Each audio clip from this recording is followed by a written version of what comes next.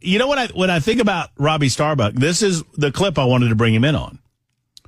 Because this is the way I feel about Starbucks last like 3 months. To turn it around, and we're going to start winning again. We're going to win so much. We're going to win at every level. We're going to win economically. We're going to win with the economy. We're going to win with military. We're going to win with health care and for our veterans. We're going to win with every single facet. We're going to win so much, you may even get tired of winning. And you'll say, please, please, it's too much winning. We can't take it anymore. Mr. President, it's too much. And I'll say, too no, much it winning. isn't. We have to keep winning. We have to win more. We're going to win more. We're going to win so much.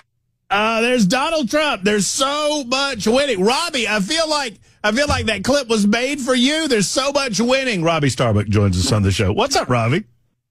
Hey, how are you doing? No, that's a great intro. I might need to steal that and take that on the road with me. There's so much winning going on in your campaign. I don't know what to tell you. There's so much winning in Robby Starbuck's campaign that Robby doesn't even get to tell us about these woke companies with DEI platforms before they come forward and go, no more DEI platforms. We're sorry, Starbuck. We give up. We'll go back to the normal ways of doing business. We apologize. Am I right?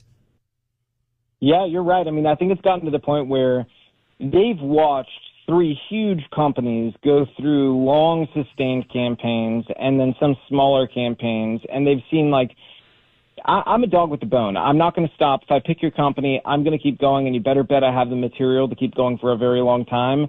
And they've understood that's a safe bet now, and, you know, every time somebody's tried to call a bluff, it's not a bluff. And so they realize, okay, this does real economic damage. If we allow this to continue, we've got to go back to normalcy. You know, I mean, that's the thing too. My sales pitch is very simple and I think very attractive to a lot of people right now, which is basically like, hey, let's be normal. You know, let's go back to the world that we all used to live in, where not everything was politicized and, you know, where we didn't divide each other based on, you know, all this dumb stuff that they're using in DEI to divide people. And, you know, the sales pitch, I think, is very attractive right now. And to be frank, you know, there's a lot of CEOs even that they're happy to have the excuse, you know, to get away from this stuff. So it's kind of ballooned into this crazy thing now where we have so much momentum. I mean, now we've shifted corporate policy on DEI and wokeness at Tractor Supply, John Deere, Harley Davidson, Polaris, Indian Motorcycle, Jack Daniel's parent company, and Lowe's, Ford, and I just announced yesterday Coors, and there's others. And we're in conversations with multiple other corporations right now where we're sort of guiding, we'll say, them toward a successful way to turn things around. And, you know, I think we're not going to stop, because I love that you use that clip, because one of the ways I've explained why we've been able to achieve what we've been able to achieve, it's not because, like, I'm so incredible or something. It's that the people who are listening to the stuff I'm putting out there are so activated and making their voices heard, making phone calls, writing emails when we announce a new campaign, that companies, they're afraid of the consumer again. So it's essentially reawakened the reality that customer is king. Companies are coming to terms with the fact that BlackRock is not going to walk in their store and buy products. We are.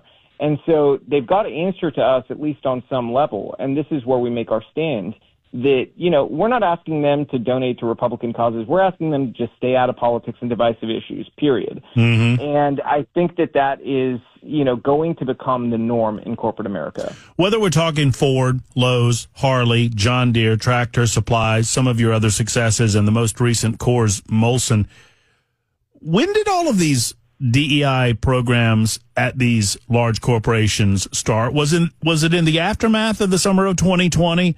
The dark summer of 2020, when so many riots were happening and Black Lives Matter came to prominence, and a lot of these companies seemed petrified of these organizations.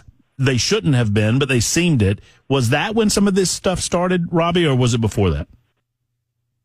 It was right around the time that Tim Walz and his wife were smelling burning rubber in Minneapolis. That was the period. That was the period where this really accelerated. So yeah, after George Floyd, this stuff went absolutely bonkers. And one of the ways I've explained how we got here so fast is that the ground was set well before then. And where was it set? in education. So at universities, they had just finished pumping out this generation of young people who were essentially trained activists, not trained professionals. Their profession was being an activist. So those people enter a lot of the HR, PR departments of major corporations, and these are young people I would describe as true believers who they believed that greater than their job at whatever this company was one thing: their need to evangelize their belief system, and their religion is wokeness. So they're evangelizing the way that, somebody who is an ardent believer would evangelize about their religion, but their religion is not Christianity, it's not Judaism, it's nothing like that. It's wokeness. And they brought that into the corporate world, and they tried to essentially, poison the entire body of the business. And I've sort of described DEI and wokeness as a cancer. And we're at the point where you need to remove the tumor or, it's going to end very badly. And that's where we're at with this, because if we allow it to fester and become just the unchallenged norm of corporate America, what's going to result is that we're going to have an environment for our kids and grandkids where dissent will not be tolerated, period. We already live in a time period of censorship, and we see it happening in all these different places. But what I'm talking about is something people in America haven't experienced, one where you literally cannot step out of line on one issue. You will do the will of the party. You will agree with whatever they say, and you will not speak out and say anything that could be, sort of deemed to be sideways of what they say is allowed. You see this in other countries. That's how you get there, is by forcing conformity in all different areas of life, especially at work. I know you talk all over the country about these matters, and I know you talk to a lot of different people, and we've had the opportunity to talk to you on many different occasions. I always feel like we need to catch those up who perhaps are new to this conversation and have you explain to them why inherently, and I think I know the answer to this, but Robby, explain it to us again, why inherently these DEI policies are bad news, why they are so corrupting to an organization that you want to expose as having these policies. Yeah, the words themselves to some people sound very, kind of flowery and nice, diversity, because you could take that and twist it to diversity of thought, which is a good thing, right? Right. But in practice, diversity doesn't exist within these DEI programs. There's only one ideology and one sort of train of thought that's allowed, and it's one that lines up with far leftism. So I've done probably around 100 of these trainings so that I'm acutely familiar with what corporations are requiring, the largest corporations, of their employees. And these are essentially far left indoctrination trainings. So when you go to the resources section, which most of these trainings have, they've got books and podcasts and things along those lines they recommend to the employee to take a look at. It is exclusively left-wing thought leaders. So you're not gonna see anybody who is even center, really. You're going to see your Ibram Kendis, your Robin DiAngelos. Those are the people who are in every one of these programs as resources. And so you fundamentally, you've got to kind of appreciate the absurdity of the fact that a company in their training is recommending that their employees read something like Ibram Kendi. Ibram Kendi is a guy who wrote How to Be an Anti-Racist and a similar book meant for children called Anti-Racist Baby. And his premise is that you cannot be anti-racist unless you're anti-capitalist, which is, I think is extra absurd when a company is the one promoting the book.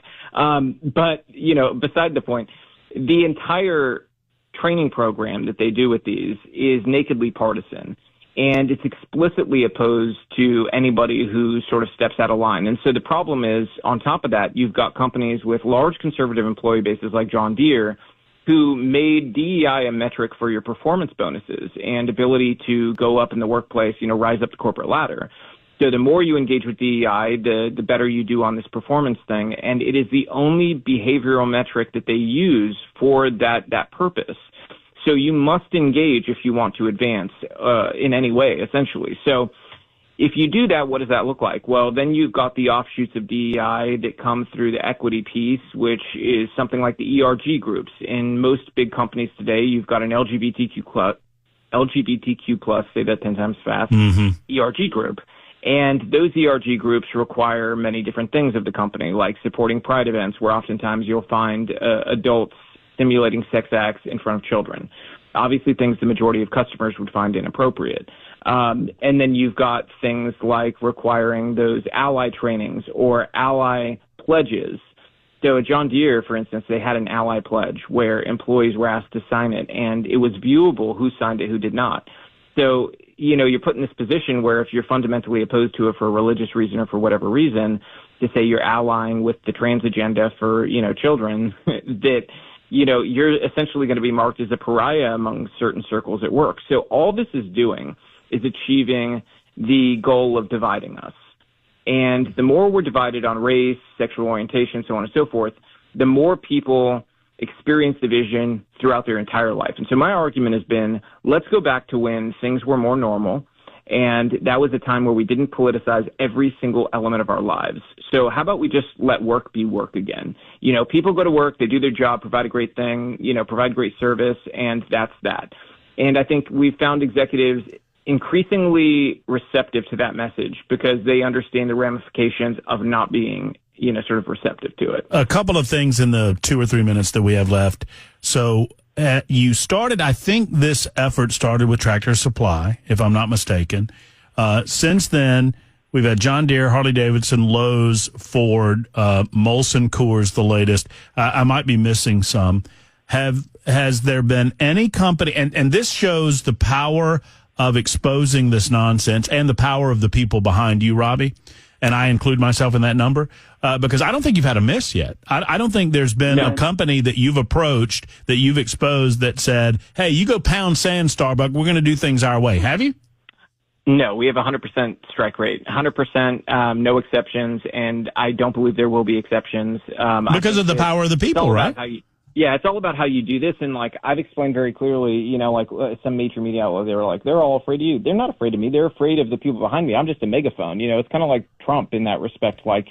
Trump represents something. He's not the whole body of it, Mm-hmm. And it's same deal in this respect. You know what we should do sometime is do a thing where we open up the lines. I think that would be fun to see how people feel about all. Well, if I can ever get you to drive into Nashville, get away from the cows and drive to Nashville, we'll do that. We'll spend an hour together and we'll open up the phones and we'll let the people talk back to you. I'd love to do it, Robby. I think it would be fabulous. But the cows are so cute. They are. They're really. Robby, I think you're cute. They're cuter than you. I think they're cuter than you. So I have to agree. So. You also, one final note, you make a point, and this is why I appreciate the spirit of what you're doing, because people ask you, well, you should expose what, Harley did, or you should expose what Jack Daniels was doing, or you should expose these companies that are now preemptively stopping you and saying, hey, but that's not the point. And you made the point, and I loved it. We want to encourage and reward good behavior, and you don't do that if you throw all their mess on the table after they promise to repair that behavior, right? Yeah, exactly. I mean, these companies, in many respects acted like, misbehaving toddlers, just in, sort of a different direction. And it's the same concept as being a parent. You reward good behavior and you don't reward bad behavior. That should be sort of obvious. But, I get why some people, they want revenge for what has happened. I don't think revenge is the way toward a better place, a better country for our kids. I think it looks something more like a restoration of what has occurred and get back to a place that's healthy. And the way there is if you win, don't be a sore winner. I don't need to go out there and, basically continue to embarrass these companies. They've been embarrassed sufficiently by virtue of having to kind of admit they're wrong by turning back on this stuff. So I think once you have a win, you've got to be forgiving. And so, for instance, with Tractor Supply, I've got cows, I've got chickens. I've gone back to Tractor Supply since they have turned things around. I think that's the right thing to do. But you obviously continue to, and many people are asking on the text line, you're continuing to monitor these companies post their public admission, post their rollback. You're like, well, we're not going to take them at their word. We're going to continue to monitor them. Yeah, that's kind of our built-in fail-safe, is that every one of the companies that we choose to expose, we have sources in the company. So we hear back what is going on. We'll hear glowing reviews, or if we hear not so glowing reviews and we find out they're stepping out of alignment, we will continue to build up a file and we will then report on it and let people know exactly where they failed. And I would just guess if we are forced to do that, it is going to be much worse than the first time around. It's going to be a much more sustained thing where there is nothing held back at that point. Because at that point, there's really not an incentive for us to hold anything back and just say, you know what, we're going to let bygones be bygones. We'll start over and let these companies do the right thing. At that point, it's very clearly they haven't a person at least in there with a lot of power that has decided they're going to push in this direction. And so I think you have to make it relentless at that point and make it explicitly clear that going down that path is not going to be acceptable. 20 seconds left, Robby. Who's next on the horizon? Anything you can tell us about? Give us a sneak peek. I can tell you that when I get off the phone with you guys, I'm getting on the phone with the CEO of a major company worth market cap well over $50 billion to discuss how certain things are going to change. And so there are more companies coming. They will continue to come. And I think we're moving efficiently, so we've got a good number of companies that we've got, kind of in our sights right now and are having conversations with, and they're aware that we're investigating and kind of looking through what their corporate behaviors are. And people can be excited that this will continue. I'm driving down to where you are, and I'm getting you on my Harley, and we're coming to the studio next time, and we'll do a big hour, and we'll take calls, okay? All right. Robby, thank you for everything. We appreciate you. You know how much, and we'll continue to check in with you. Well done. Great success. We appreciate you. Thank you. Appreciate you guys, too. All right. Take care. There's Robby Starbuck joining us for a few minutes.